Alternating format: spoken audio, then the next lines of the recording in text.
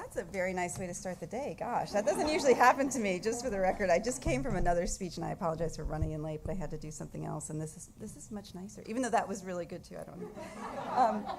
So it is interesting. One of the things I do feel like I add value because everywhere I go, I buy things. So I come home and my husband's like, now what? Oh, Julia, you have something in here that I'm going to mention in my speech that I bought. But I try to do my bit for artisans around the world, and I have a whole closet now full of beautiful things that I give as gifts. And I'm like, so every time I see them, I'm just so happy.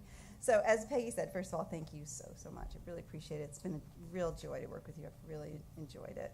And as she said, I do have sort of a confession to make, which was, I said this when we were at the last board meeting, but when I first started this work, and we were talking about artisans, and I was like, look, I'm not sure that's where the U.S. government really needs to be, is supporting women as artisans. And it was because, not that I don't appreciate the work, because of course I do, but because I was worried that, the sector, I didn't want the sector to be sort of thought of as kind of arts and crafts, and I was worried about that. But I was wrong. I was honestly wrong about that, and for the reasons that Peggy said, for the reasons all of you know. And I definitely saw the errors of my ways, and I have to say that Peggy was instrumental in that, in sort of showing me two things. One, how critical these women are to their communities, to their economies, and also the beautiful preservation work that they do and how they, add so much to their culture. So I am really grateful to you for that lesson. I feel like it's opened up a whole new world for me, and I'm really grateful for that. So as Peggy said, my term is almost finished. We've got a few weeks, but I do take a lot of comfort in knowing that the Alliance is here, that it's in your hands, that there are so many people who now understand the critical importance of supporting this sector. So I want to thank you, Peggy, for your work, and thank the Aspen Institute. I think you've just done amazing things here, and I know that will continue. So I've traveled to more countries than I can keep track of now, and I do meet artisans almost every place I go, either at U.S. embassies or at local markets, and I really have become a convert to the power of the artisan sector in these countries. I see it all the time, and I've seen it in terms of their livelihoods and on their communities as well. I'm just going to give you a couple of examples. I traveled to Laos, and I was on the banks of the Mekong River. It was absolutely beautiful. There's a little white building surrounded by gardens and palm trees. And there was a woman there who ran a center. It was for women with disabilities. And they would gather every day, and they'd make these beautiful handicrafts. I had the chance to visit the center a year and a half ago or so, and I bought a bowl. Julia has it. This is not like a State Department thing like Secretary Kerry, but I am going to just show it to you. It's so pretty, and it sits in my office. So I thought I would bring it along. It sits on the table in my office, and it's made out of recycled newspapers, which who would ever think that? Laos, I don't know how many people have been there. It's not on the beaten path, but it's certainly one of the poorest countries in the region. And for women with disabilities, as you can imagine, economic opportunities are even harder. It makes things that much more difficult. So between their gender and their disability, they carry really a double burden. But this center makes that burden easier to carry by giving them the opportunity to create something beautiful, like these bowls, and more importantly, to earn an income for their families. And that is life-changing for these women. The bowl sits on my desk, or not on my desk, but on the table in my office. And when I look at it, it's a reminder of how this sector transforms lives around the world and how critical it is for that reason. And obviously that's why we're all here today, because we know that the products that come out of the artisan sector tell the stories of human history, of tradition, of culture, as Peggy said. We know that people who work in the artisan sector have talented hands and passionate hearts, and they are worth the investment that we're trying to make in them.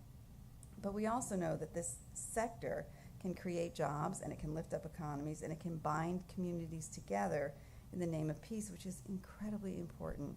No other industry has that kind of products, people, and impact that we see every day in the artisan sector. So from a foreign policy perspective, this is an opportunity for the United States to promote inclusive growth and to do it in a way that strengthens communities and preserves beautiful traditions. This is particularly important in my job because of the huge number of women who are artisan business owners and suppliers. This summer, I visited the Cusco region in Peru, which was amazing, so beautiful, and it's known for its beautiful traditional Incan textiles. In the 1990s, a group of women came together and formed a center there for traditional textiles. I don't know if anyone's here from there, in Cusco, to preserve the knowledge of traditional weaving techniques. I bought a lot of things there. I can definitely assure you of that. Today, the center is a member of the Alliance, and I was fortunate to be able to visit just one of their locations, and I was struck by two things. First, that only women in these communities weave. So the preservation of these techniques really is literally in the hands of the Peruvian women. And second, each town and region has its own very distinctive weaving patterns. So if you visit the different locations of this group, you'll find that designs are unique to each center. So the women at the center are keeping this heritage alive, and they do it while providing fair trade opportunities for other women working to support their families. That's what the Alliance is doing on an international scale. And thanks in large part to these efforts, I'm far from the only person who has a new perspective on artisans. Last year, the State Department, as Peggy mentioned, hosted this just amazing Alliance event, and it was the first ever global forum on the artisan sector where we launched a global campaign. What was that called, a thunderclap or something? Remember that? I was like, what the heck is a thunderclap? I didn't even know what that was. But reached millions of people with a simple message, which was choose artisan. Right? It was so simple and so perfect. These and other efforts have changed the way the world views artisans, and instead of vulnerable women doing arts and crafts, doing beading, they're seen rightfully, I think, as entrepreneurs, as business leaders, and as artists. And they make a tremendous impact on the communities and economies around the world. What was the number? It was like $32 billion, some extraordinary number. But the Alliance has done more than simply change the perspectives. It also brings together governments and companies and NGOs who are working to support artisans in building and expanding their businesses. As the founding partner and member of the Alliance, the State Department is deeply committed to that effort. I'd like to highlight a few of the examples of the impact we've had in our support for artisans. In Timor-Leste, and artisan entrepreneurs are positioning themselves to access international markets with the help of networking, mentorship, and business training from the support of the department. And we've seen that mentorship is absolutely critical in this area. These are often small enterprises. These women are immensely talented, but they need the support to try to move to the next level. In many countries, including Pakistan, Kenya, Papua New Guinea, we have open business centers, entrepreneurship centers that are supported by the department, and the purpose of those is for women to either start or learn to start or grow a business, and they can come in. I just visited one in Papua New Guinea. It was amazing, honestly amazing. They come in and they get the help they need. They get mentorship, they get instruction, they get support, and it really makes it possible for them to move their businesses and to take an idea and to turn it into something concrete. The first one we opened was in Pakistan. It's been amazingly successful, and we are just delighted, and I wish we had endless resources and could do more of them. But they provide sort of a suite of business support services for artisan entrepreneurs. And finally, we partnered with Aspen to create this artisan innovation workshop that Peggy mentioned. Chase, I think, Chase, don't you speak later today? Chase is the hero of the artisan enterprise in our office, and with Julia, but he truly is. No, Chase, he really is. He's the best. He is the best. You'll see. But they've developed this tool that encourages artisans to bring together stakeholders and say, hey, look, here's the process for sourcing, for creating products, and for bringing them to market. And here are also the barriers we're facing, and this is what we think we can try to do to fix it. And it's been just a really amazing process. We tested the tool in Rwanda, in the Philippines, and in the US. I know some of you were a part of that. Thank you so much for participating in that. I think our friends from PwC, who I see sitting back there. But I really want to take the opportunity to thank each and every one of you for that, because I think that design of that toolkit is really important. It's a tool that will work for your businesses, and we think that possibilities for that are really endless. We knew it would start, it was a success because we would see sort of light bulbs go off above people's heads, and they'd be like, oh, okay, now we understand. And are you going to show it? Oh, excellent. Okay, great. So the concept was to bring these stakeholders from across the value chain, have them in the same place, and the model creates the kind of collaboration and creativity that you need, that we know we need to find real solutions for these businesses.